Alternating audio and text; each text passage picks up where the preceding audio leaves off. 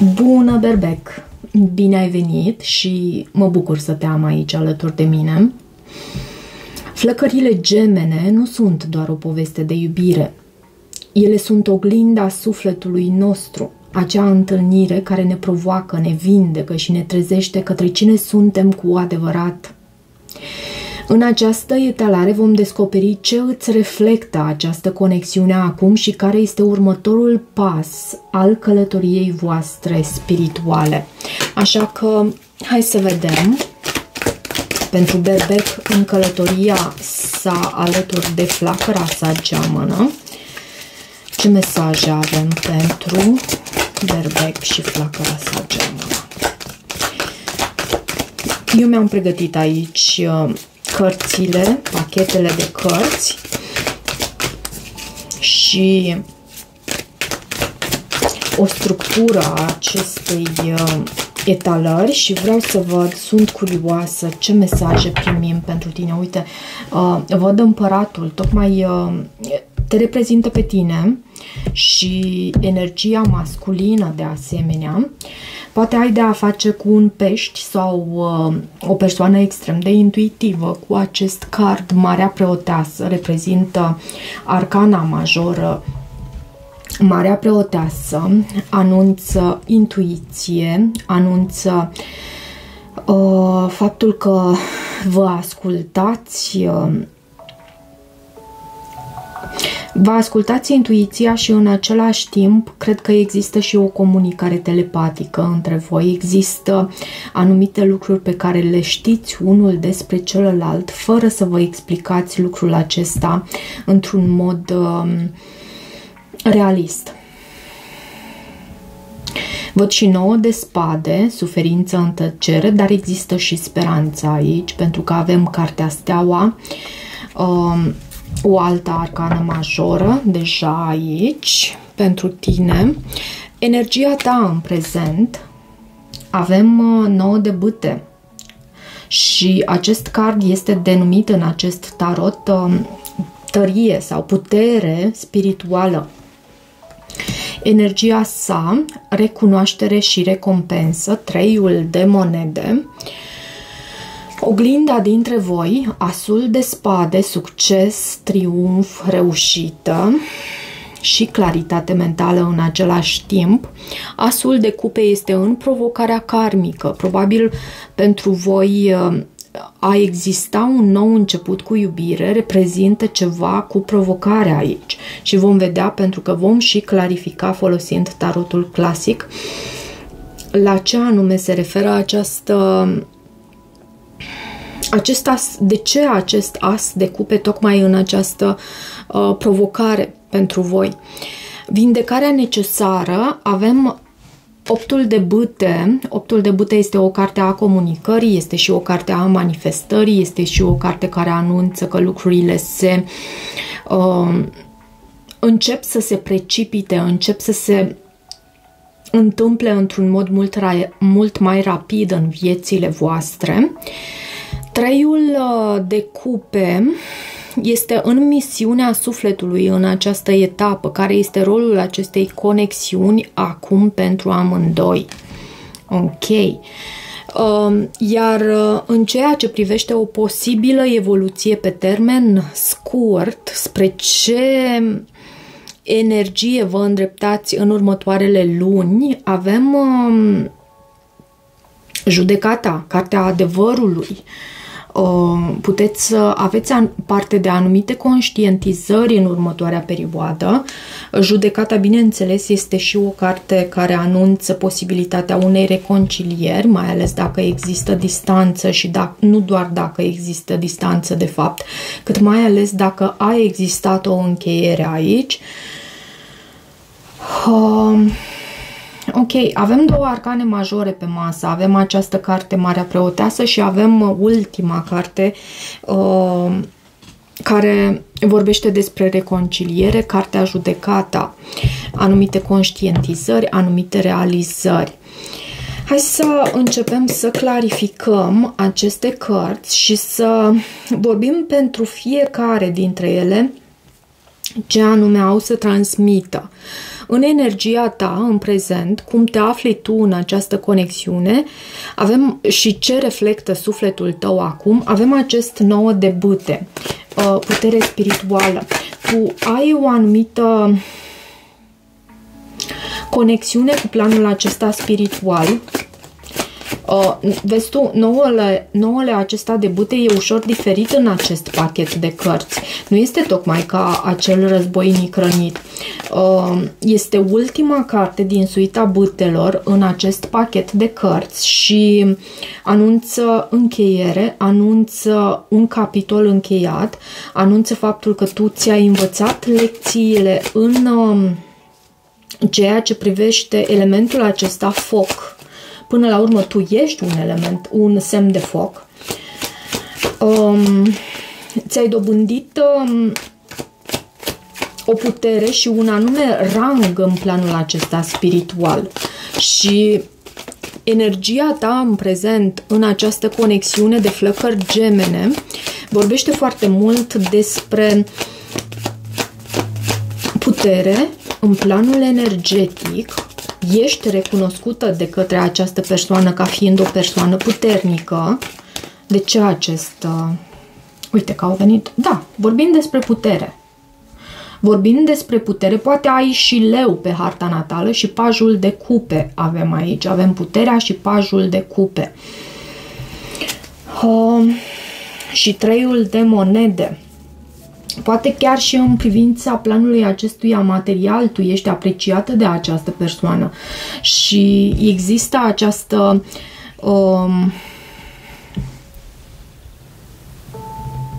cooperare între voi.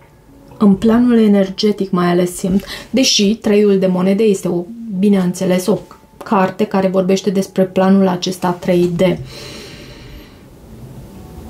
Această persoană te admiră, o văd în această energie a pajului de cupe, poate chiar ai de a face cu un semn de apă sau leu văd aici. Ești o persoană extrem de puternică în această... Și asta pentru că, uite, am să îți arăt și ție. Văd acest card de aici cu tine în lume, cum ești tu, în planul acesta lumesc, o persoană serioasă, o persoană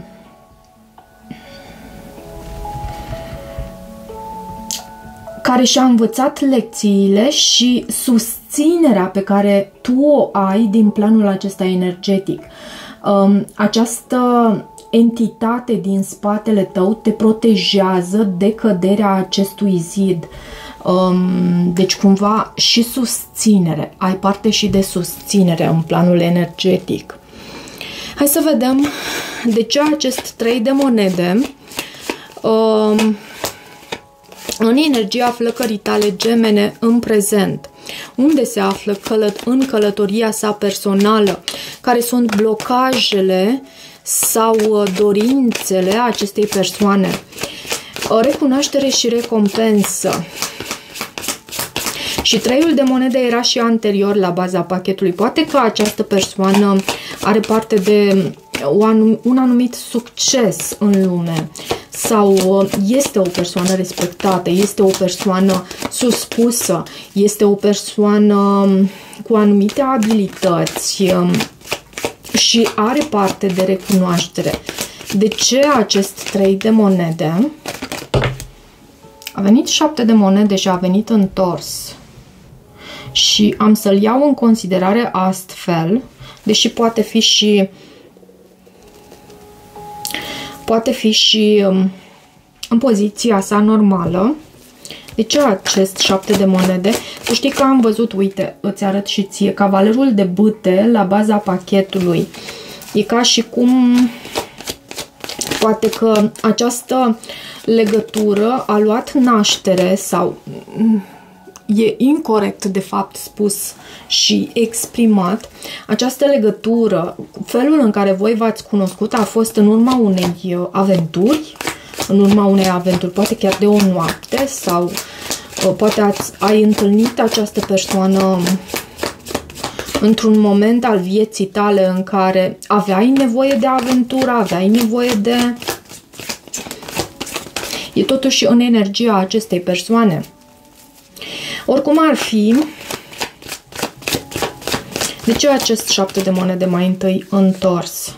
10 de cupe. Tu reprezinți acest 10 de cupe pentru această persoană. Și 7 de monede întors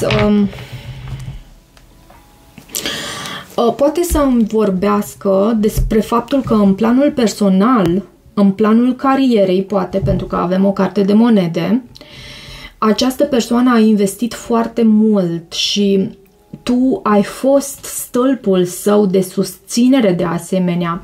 Ai fost în...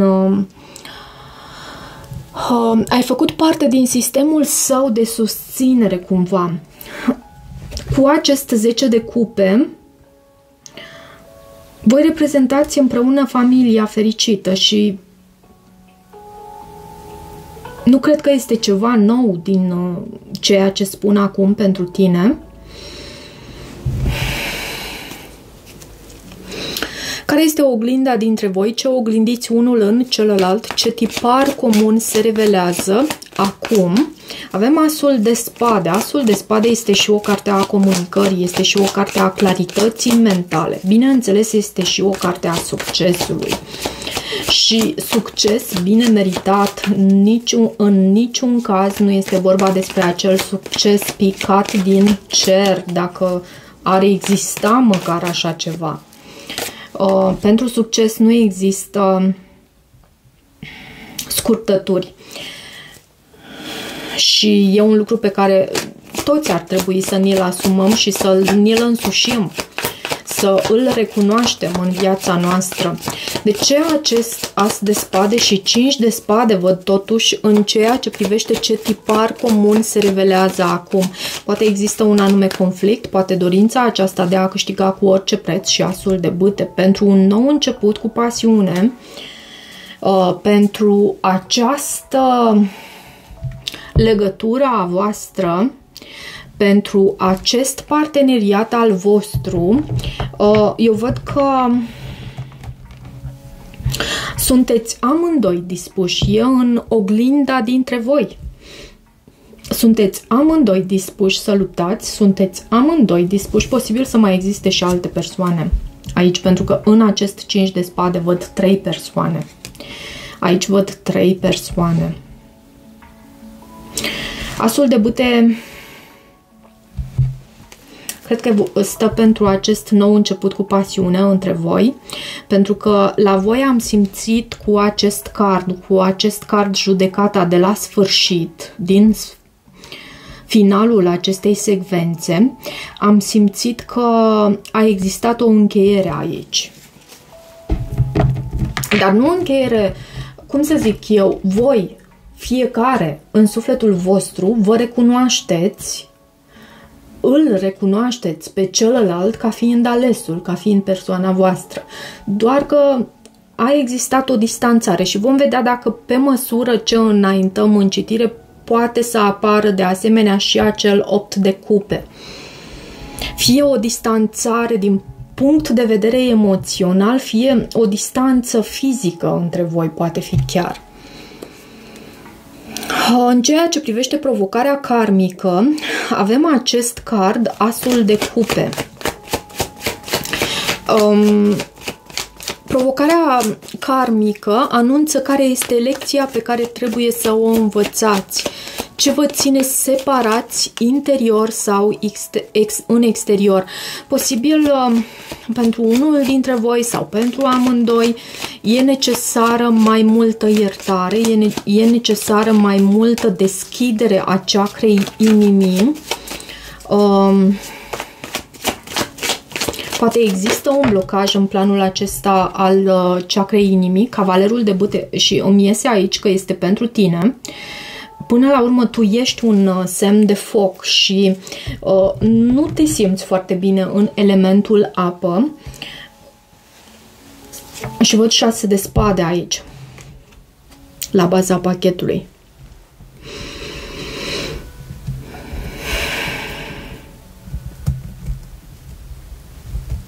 Provocarea mai poate fi și susținerea de care voi trebuie să dați dovadă unul pentru celălalt.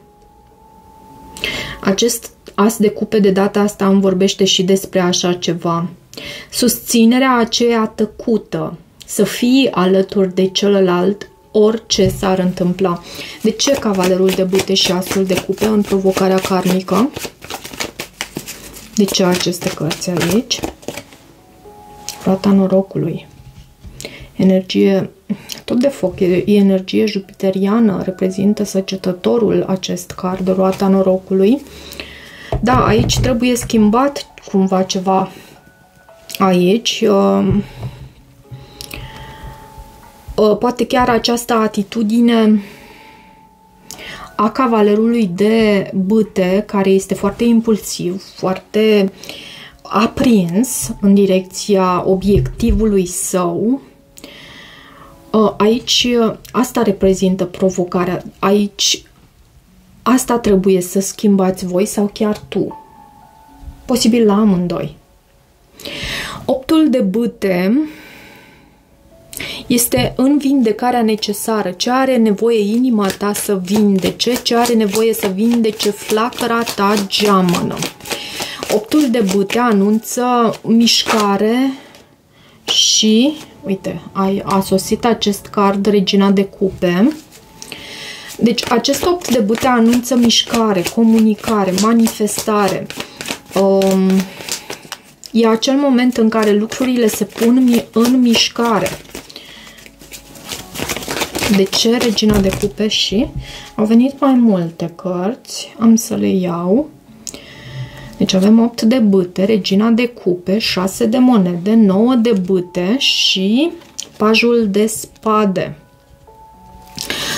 Pe tine te văd pe tine din nou cu acest 9 de bâte din tarotul clasic pe care l-am avut și aici.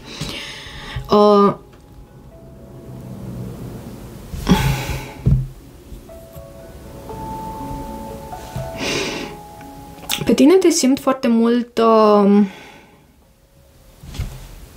posesivă. Posesivă. Cumva încercând să deții energia celuilalt, lucru pe care nu prea avem cum să-l facem.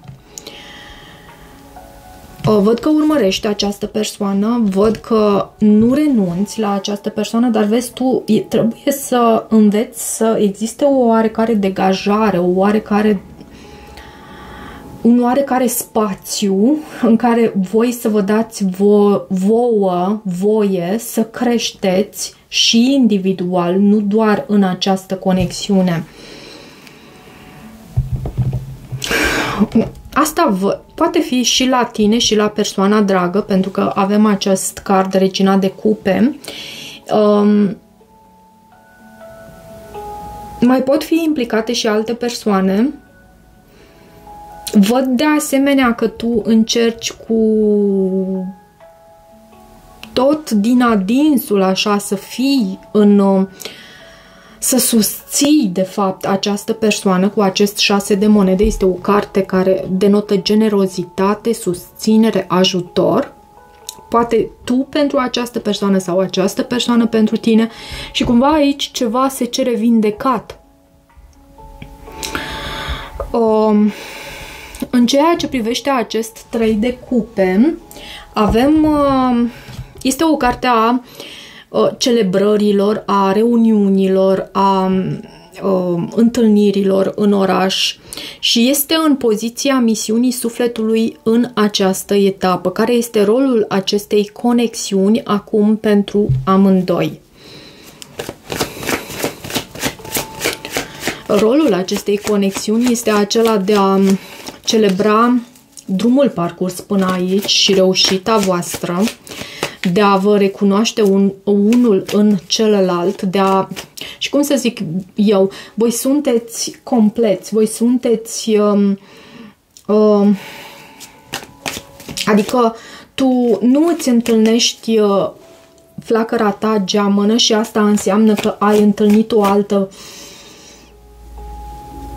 parte din tine. Atât tu cât și flacăra ta geamănă sunteți întregi de unii singuri, individual, însă în această dinamică între voi se realizează acea oglindire între voi în care voi conștientizați ce anume aveți de vindecat fiecare la dânsul, nu? Sau dânsa. De ce acest 3 de cupe? Misiunea sufletului în această etapă. Steaua. Este o carte pentru speranță, pentru vindecare. Și 4 de monede. Și amintește-ți că era la un moment dat și la baza pachetului aici, când eram la vindecarea necesară dintre voi. Văd și regina de spade. Poate ai de a face cu un vărsător. Văd aici în mod specific, nu neapărat, însă 3-ul de cupe este și aceste cărți, steaua și 4 de monede. Parcă cer berbecului și flăcării sale gemene să lucreze la vindecare,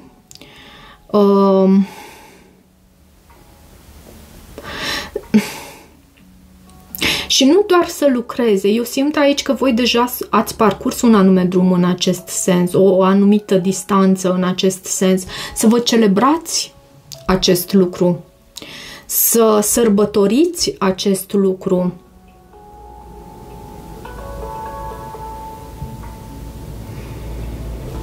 Și de ce acest 4 de monede?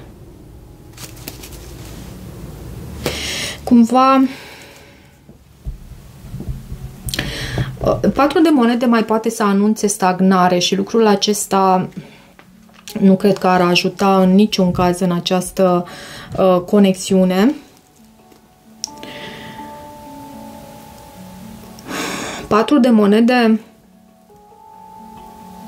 cel mai mult simt stagnarea aici. Adică cunosc celelalte interpretări ale acestui card. Este o carte a stabilității, mai poate fi și o carte a controlului. Și hai să vedem posibilă evoluție pe termen scurt, spre ce energie vă îndreptați în următoarele luni. Cum se poate manifesta unirea sau apropierea, uniunea dintre voi. Avem 3-ul de bâte.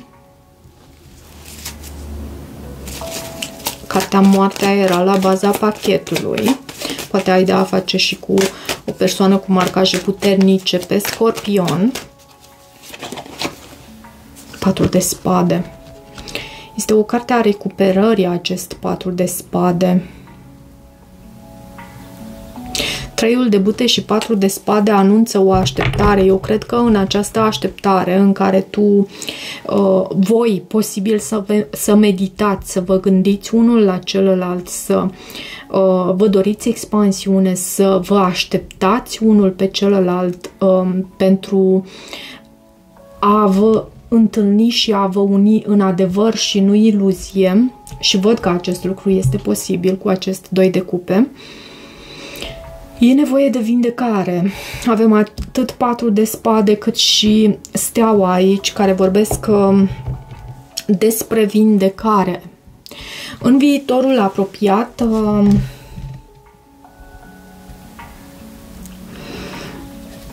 eu văd o așteptare aici. Unul pentru celălalt.